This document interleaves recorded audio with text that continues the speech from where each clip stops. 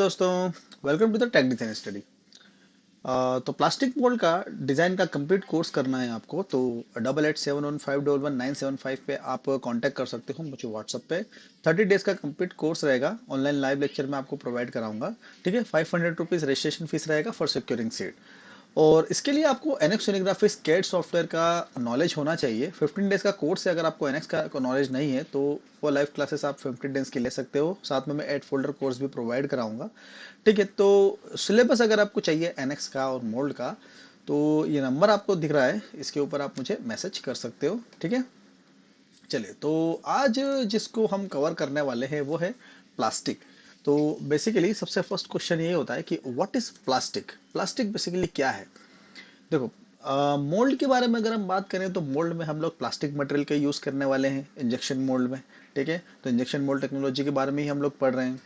तो प्लास्टिक का ही हम यूज़ करने वाले हैं। तो बेसिकली प्लास्टिक बेसिकली क्या होता है, तो इसकी थोड़ी सी हिस्ट्री मैं आपको बताता हूँ। सबसे पहले जो प्लास्टिक यूज़ किया गया था वो सेल्यूलोस प्लास्टिक था, जो कि नेचुरल रबर भी हम इसको बोलते हैं। तो फर्स्ट प्लास्टिक यूज़ किया गया था और इसको बेसिकली नेचुरल रबर इसको बोलते हैं। तो इसको एक बॉल बनाने के लिए यूज़ किया गया था। ठीक है, तो उस टाइम इतना वो नहीं था। इंजेक्शन मोल्ड में वर्टिकल मोल्डिंग मशीन से इससे हमने एक बॉल को बनाया था। ठीक है, और बॉल को बनाने के बाद उसको देखा और ठंडा करने के बाद पता चला कि वो बेसिकली क्या हो गया, एक सॉलिड हो गया, सॉलिड फॉर्म में वो बन चुका था। लेकिन आजकल के जो प्लास्टिक है जिसको हम थर्मोप्लास्टिक बोलते हैं, थर्मोसेट प्लास्टिक बोलते हैं। ठीक है, तो वो क्या है थे। अब मैं थर्मोप्लास्टिक की अगर मैं बात करूं तो बेसिकली वो एक चेन मटेरियल है। बेसिकली कार्बन एटम उसके अंदर होते हैं और दूसरे भी उसके अंदर मॉलिक्यूल्स होते हैं। ठीक है, तो वो एक चेन है बेसिकली। ठीक है, तो एक बार अगर वो बन जाती है तो उसके बाद फिर वो टूटती नहीं है, आप ये बोल सकते हो। ठीक है, लेकिन जब हम उसको हीट करते हैं तो हीट करने के बाद वो मेल्ट हो जाता है, और जब हम उसको कूल करते हैं तो वो बेसिकली सॉलिड हो जाता है। ठीक है, तो यही एक तरह से प्लास्टिक है। सबसे जो बेसिक जो इंफॉर्मेशन है प्लास्टिक के बारे में, देखो बेसिकली मोल्डिंग की जो प्रोसेसिंग होती है वो दो चीज़ों के ऊपर डिपेंड करती है of the plastic, heat and the cooling. जब हीट हम प्रोवाइड कराते हैं तो वो लिक्विडिफाई हो जाता है। कूलिंग जब हम करते हैं तो वो सॉलिडिफाई होता है। बेसिकली इसी दोनों से, इन्हीं दोनों के कारण एक साइकिल टाइम क्रिएट होता है। साइकिल टाइम क्रिएट होता है जिससे हम लोग मोल्ड में हम लोग कंपोनेंट को इजेक्ट करते हैं, निकालते हैं। ठीक है, तो बेसिक जो चीज होती है वो यही है। थर्मोप्लास्टिक मटेरियल होता है जो रिसाइकल मटेरियल होता है। तो ये रिसाइकलिंग के कारण ही हम लोग थर्मोप्लास्टिक मटेरियल का यूज करते हैं। ठीक है, as a moulded part, as a moulded component. Okay, तो यहाँ पर क्लासिफिकेशन, एक बेसिक क्लासिफिकेशन है हमारे पास। ठीक है, तो थर्मोप्लास्टिक और थर्मोसेट दो तरह के मटेरियल होते हैं। तो थर्मोप्लास्टिक को आप एक तरह से बोल सकते हो, इसको इंजीनियरिंग मटेरियल भी बोलते हैं। क्यों? क्योंकि इंजीनियरिंग में थर्मोप्लास्टिक मटेरियल का ही यूज किया जाता है। ठीक है, तो इसके बारे में और डिटेल में हम पढ़ेंगे जब हम कोर्स में, जब आप कोर्स ज्वाइन करोगे तो कोर्स ज्वाइन करने के दौरान हम लोग मटेरियल के बारे में भी देखेंगे, किस किस मटेरियल का किस तरह से हम लोग यूज करते हैं। ठीक है, यहाँ पर पीपी मटेरियल, पॉलीप्रोपिलीन मटेरियल होता है। ठीक है, अधिकतर फूड ग्रेड मटेरियल है बेसिकली ये। तो इसका जो उपयोग होता है वो वाटर बॉटल्स बनाने में या फिर हाउस होल्ड के प्रोडक्ट बनाने में, इन सब चीज़ों के लिए इसका यूज़ होता है। ठीक है, एबीएस मटेरियल आप बोल सकते हो कि एबीएस इसका फुल फॉर्म होता है एक्रोनाइट्राइल ब्यूटाडाइन स्टेरिन। ये बेसिकली फायर रेजिस्टेंस की प्रॉपर्टी होती है, ये फायर को बहुत ज़्यादा बेयर कर सकता है।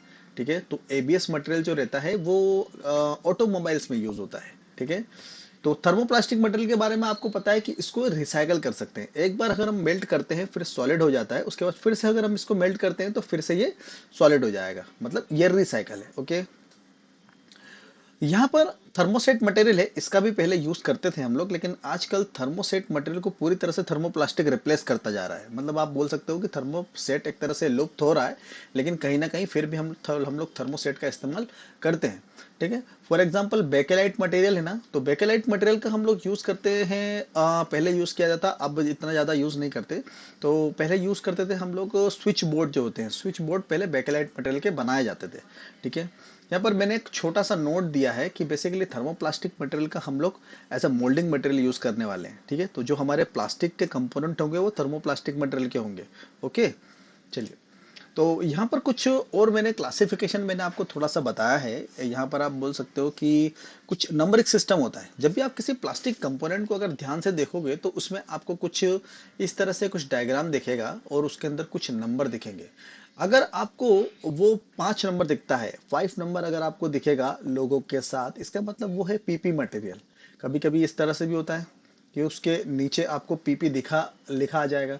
बेसिकली ये रिसाइकलिंग नंबर है। 1 2 3 4 5 ये जो नंबर है ये रिसाइकलिंग नंबर होता है। इसका मतलब ये होता है कि उस कंपोनेंट के प्लास्टिक को हम कितनी बार रिसाइकल कर सकते हैं। ठीक है, अगर 1 नंबर लिखा होगा तो यहाँ पर वो होगा पॉलीइथिलीन। ठीक है, अगर जैसे कि यहाँ पर लिखा है तो 3 नंबर अगर वहां पर लिखा होगा तो इसका मतलब हो गया वो पीवीसी मटेरियल है, मतलब पॉलीविनाइल क्लोराइड। ओके, इसके अलग अलग डिफरेंट डिफरेंट यूजेस हैं। वैसे अगर आप इसको यहाँ पर अगर याद भी कर लोगे तो आपको इस तरह से याद नहीं होंगे। जब आप इसके ऊपर वर्क करोगे, वर्क करते करते इसके बारे में आप जानोगे तब आपको समझ में आएगा। फॉर एग्जांपल देखो, यहाँ पर हम लोग अलग अलग मटेरियल की बात कर रहे हैं तो प्लास्टिक बॉटल वगैरह के लिए यूज करते हैं हम लोग। ठीक है, देखो यहाँ पर ये दिख रहा है HDP और PEHD। इस तरह से हाई डेंसिटी पॉलीथिलीन जो मटेरियल होता है उसको बॉटल में, ग्लॉसरी में, मिल्क जग वगैरह में हम लोग इसका यूज करते हैं। ठीक है, जैसे कि पीपी मटेरियल है तो इसका ऑटो पार्ट्स में, इंडस्ट्रियल फाइबर्स वगैरह बनाने में हम लोग पॉलीप्रोपिलीन मटेरियल का यूज करते हैं। ठीक है, तो इस तरह से बहुत सारे इसके यूजेस हैं। इसके डिफरेंट डिफरेंट कैरेक्टरिस्टिक होते हैं इसके प्लास्टिक के। ठीक है, तो प्लास्टिक के एप्लीकेशन के ऊपर डिपेंड करता है कि इसके क्या क्या यूज हो सकते हैं। ठीक है, तो केमिकल और फिजिकल प्रॉपर्टी भी कुछ इसकी इस तरह से होती है, तो उस तरह से इसके यूजेस घटते और बढ़ते रहते हैं और डिफरेंट डिफरेंट जगह पर इसके यूजेस होते हैं। ठीक है, तो जब हम मोल्ड का कोर्स करेंगे आप जल्दी से जल्दी ज्वाइन कीजिए तो आपको थोड़ा सा और आगे समझ में आएगा। हम लोग डिजाइन भी करेंगे इसके बारे में। ठीक है, चलो मैं एक काम करता हूँ, आपको एक कंपोनेंट दिखा देता हूँ। चलिए, यहाँ पर तो अभी कुछ भी नहीं है, कंपोनेंट इंपोर्ट कर लेते हैं। मेरे पास एक इलेक्ट्रिकल कंपोनेंट है जो कि मैंने टेस्ट के फॉर्म में देता हूँ अपने स्टूडेंट्स को। जो मोल्ड के मेरे पास स्टूडेंट होते हैं उनको मैं प्रोवाइड कराता हूँ ये कंपोनेंट। ठीक है, तो यहाँ पर एक ये इलेक्ट्रिकल कंपोनेंट है जिसका जो मटेरियल है वो है पॉम मटेरियल। ठीक है, पॉम मटेरियल यूज कर सकते हैं हम लोग।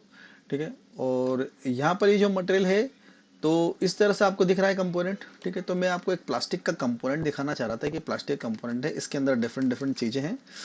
इसको मैं जब सेक्शन व्यू काटूंगा तो इसके अंदर आपको कुछ ड्राफ्ट दिखेगा। ठीक है, इसके अंदर इसकी कुछ ज्योमेट्री होगी, इसकी ज्योमेट्री के हिसाब से हम इसका मोल्ड को क्रिएट करेंगे। ठीक है, देखो यहाँ पर, तो यहाँ पर इसकी क्या रिक्वायरमेंट है ड्राफ्ट की, यहाँ पर भी कुछ ड्राफ्ट है, इसकी कुछ रिक्वायरमेंट है, मतलब ये इंपॉर्टेंट है बेसिकली। ठीक है, तो ये ड्राफ्ट इसलिए ताकि इजी कोर और केविटी में से इजेक्शन हो जाए, मतलब कोर और केविटी एक दूसरे में से आसानी से निकल जाए, इस कारण ये ड्राफ्ट दिया जाता है। ठीक है, यहाँ पर देखो आपको ऊपर भी कुछ ड्राफ्ट दिखेगा। ठीक है, देखो, तो ये कंपोनेंट है। तो ये बेसिकली टेस्ट के फॉर्म में, टेस्ट के लिए मैं देता हूँ जब भी मेरे स्टूडेंट ज्वाइन करते हैं कोर्स को। ठीक है, तो चलिए, आपको अगर ये कोर्स को करना है तो मुझे आप इस नंबर पे कांटेक्ट कर सकते हो। व्हाट्सएप पे मैं आपको सिलेबस सेंड कर दूंगा रिगार्डिंग मोल्ड डिज़ाइन और रिगार्डिंग एनएक्स यूनिग्राफिक्स। अगर आपको एनएक्स यूनिग्राफिक्स का नॉलेज नहीं है तो मैं 15 डेज का कोर्स कराता हूँ, आप उसको ज्वाइन कर सकते हो।